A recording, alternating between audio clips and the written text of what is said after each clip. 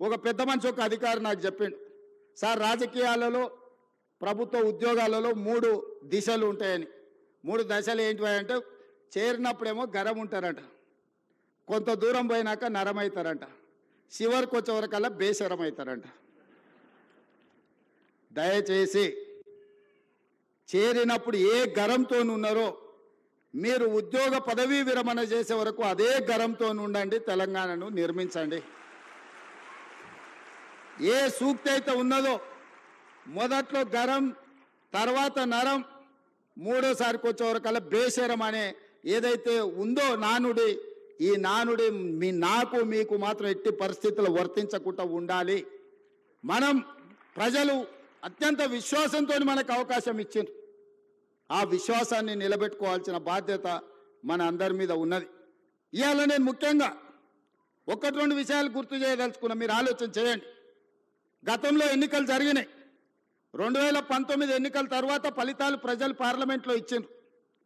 వినోద్ కుమార్ గారిని ఓడించారు, కల్వకుంట్ల కవిత గారిని ఓడించారు.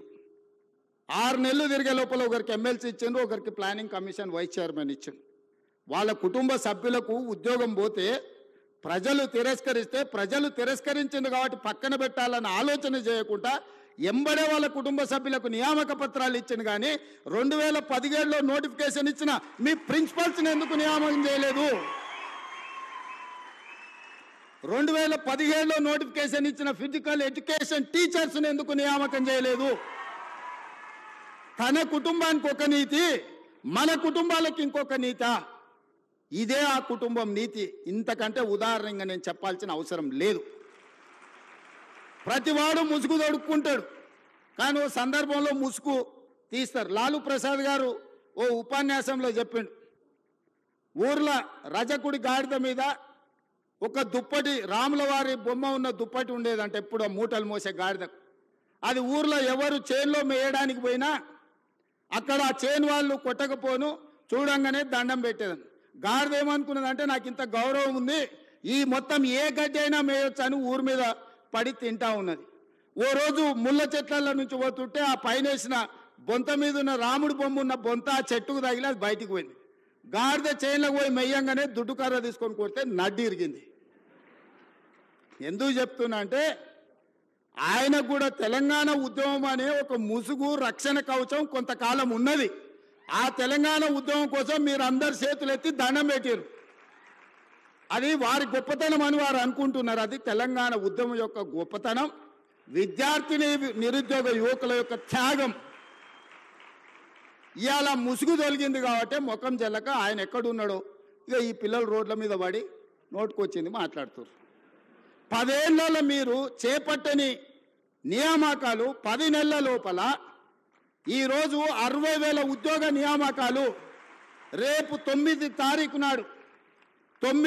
నాడు ఎల్బీ స్టేడియంలో 11,063 టీచర్ల ఉద్యోగ నియామక పత్రాలు అందించడం ద్వారా తండాలలో, గూడాలలో, మారుమూల పల్లెల్లో ఉన్న పేదల పిల్లలకు విద్యను అందించాలి, పాఠశాలలు ప్రారంభించాలి. దళితులు, గిరిజనులు, ఆదివాసీలు, బలైన వర్గాలు, మైనార్టీల పిల్లలు విద్యకు దూరం కావద్దు అని 11,063 మంది టీచర్ల నియామకాలు దసరా కంటే ముందు 9 తారీఖు నాడు సాయంత్రం 4 గంటలకు ఇవ్వబోతున్నాము.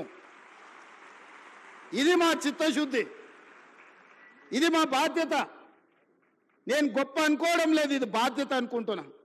ఎందుకంటే తెలంగాణ నిర్మాణంలో పిల్లలు చదువుకున్నప్పుడే ఇవాళ మీరైనా మేమైనా ఈ వేదిక మీద ఇక్కడికి రాగలిగినామంటే మనం చదువుకోవడం వల్ల, ప్రభుత్వ పాఠశాలల్లో టీచర్లు మనకు చదువులు చెప్పడం వల్ల.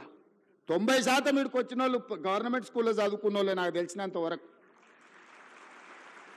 ఇలా పాఠశాలలు మూసేస్తే ఏమవుతుంది తెలంగాణ రాష్ట్రం? ఒక్కసారి ఆలోచన చేయండి. ఒక్కరోజైనా బాధ్యతతో ఆలోచన చేసిండు ఆయన? ఒక్కరోజైనా అసెంబ్లీలో చర్చ జరిగిందా? ఈ ప్రభుత్వం వచ్చినాక తెలంగాణ అసెంబ్లీలో చర్చలు మీరు చూస్తున్నారు కదా, బాజాబ్తా చర్చ పెడుతున్నాం కదా, మాకేం దాపరికం ఉంది? ఇవాళ మీరు ఇంజనీర్లు చాలా వరకు మున్సిపల్ కార్పొరేషన్లో కూడా మీరు చేయబోతున్నారు. మీ చేతుల మీద ఒక అద్భుతం జరగబోతుంది.